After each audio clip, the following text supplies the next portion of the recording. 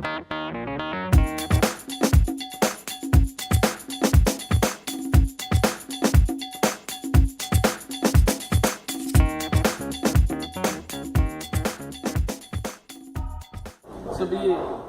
anfíbios e répteis em Cabo Frio. Fala, Gustavo. Eu sou Moisés aí, que a gente vai estar entrevistando. Bom dia. Cabo Frio possui um ecossistema onde podemos encontrar répteis e anfíbios. A região aqui de Cabo Frio, né, ela apresenta um ecossistema que é um ecossistema típico de Mata Atlântica. Então a gente tem desde as formações de vegetação mais rasteira, que é a vegetação de restinga, até matas com que a gente vai encontrar árvores até com 20 metros de altura. Em alguns locais aqui da nossa região, aqui de Cabo Frio, né, que é a área de restinga, a gente tem um ambiente mais seco. E nesse ambiente mais seco, a gente vai encontrar assim, uma variedade grande de répteis, principalmente lagartos e cobras. E como a nossa região também é uma região onde a gente tem muitos lagos, afinal de contas nós estamos na região dos lagos, a gente tem muitos lagos e brejos, também é muito comum a presença de anfíbios, e principalmente de rãs, né, e algumas espécies de sapo. Você pode citar alguns nomes de répteis e anfíbios que ocorrem em Cabo Frio? No caso dos anfíbios, a gente vai encontrar sapos, né? A gente vai encontrar rãs, vamos encontrar também cobras, como a jararaca, que é uma espécie comum na nossa região, ela ocorre aqui na nossa região. Então esses são as lagartixas, né? O calango da restinga, um lagarto esverdeado, também é um réptil comum aqui da região de Cabo Frio. Mas então existem 3 nomes de anfíbios que existem em Cabo Frio. Então, a gente já acabou de comentar, né? A gente tem, como eu falei, algumas espécies de cobra. A jararaca, como eu falei, é uma espécie comum.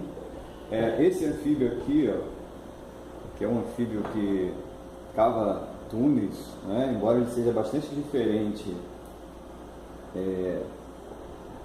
de uma rã, por exemplo, né? Ele também é um anfíbio. Ele lembra uma minhoca grande, mas na verdade ele é um anfíbio. A gente tem aqui, ó, algumas espécies, só para a gente diferenciar um pouquinho.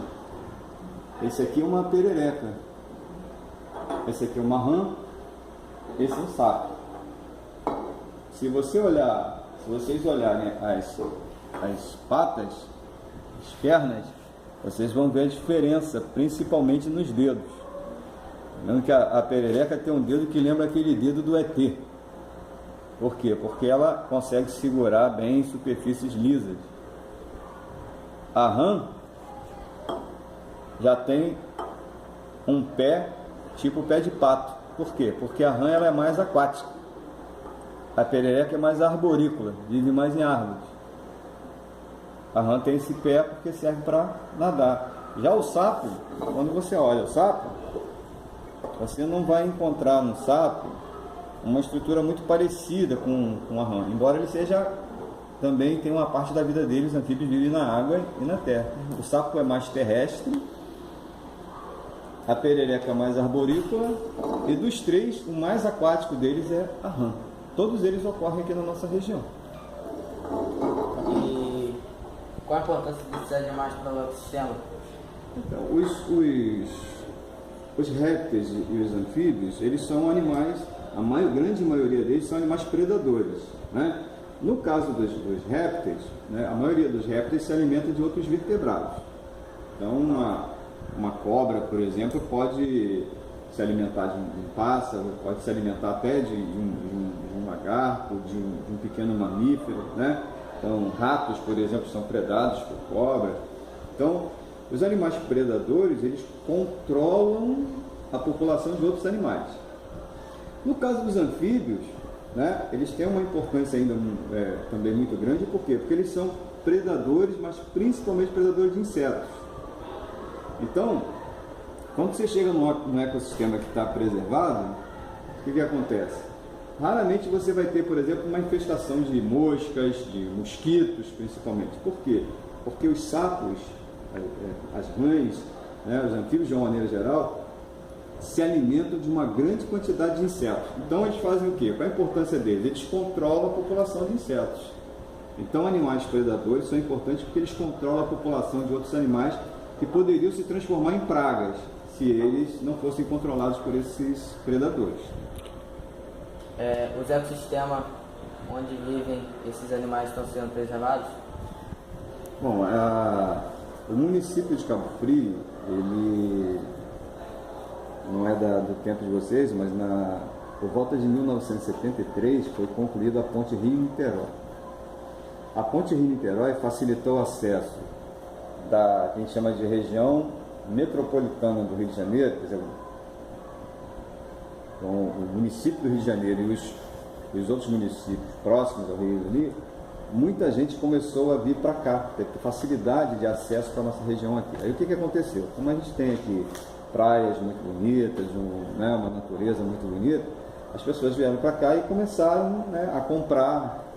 E então houve uma grande, que a gente fala de especulação imobiliária. Quer dizer, muita gente começou a vender terra, e aí o município foi crescendo, né? Só que crescendo de uma maneira desordenada. Então muitos ambientes naturais foram destruídos, né?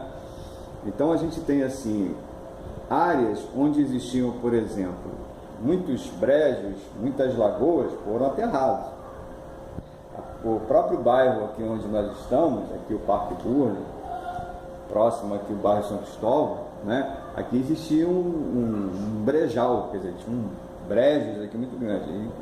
Onde a gente tem brejos, a gente tem o quê? Uma grande quantidade de anfíbios, por exemplo, né?